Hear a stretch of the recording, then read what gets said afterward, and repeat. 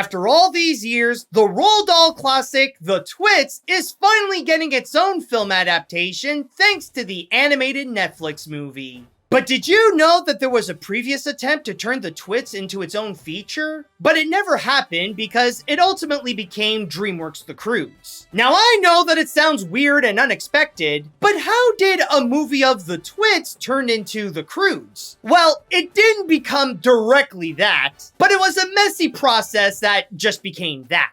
Back in 2003, director Kirk D'Amico and Monty Python member John Cleese were set to create a film adaptation of Roald Dahl's The Twits. However, DreamWorks got hold of the script that they made for it and were very impressed, which was why they brought them on board to help make another project that they were helping on, specifically a stop-motion movie from Aardman about cavemen. And as they helped out on creating the core concept of the movie, which back then was called Crude Awakening, it wasn't until 2007 when DreamWorks and Aardman decided to split after the failure of Flushed Away. But through the breakup, DreamWorks maintained the rights to the Caveman movie, and then brought in Disney animator Chris Sanders in order to completely rework the feature to be more in his own image. It wasn't until after he finished working on How to Train Your Dragon when Kirk D'Amico came back into the scene in order to become a co-director next to Sanders. And in 2013, the project was ultimately complete and became what we know today as The Croods. And on a side note, while they lost the rights to that movie, Aardman never gave up on working on their own Caveman feature, to which in 2018, they were able to finish the project and release it as Early Man. Moral of the story? When you're in the creative process, you'll never know what the project you're working on will ultimately become.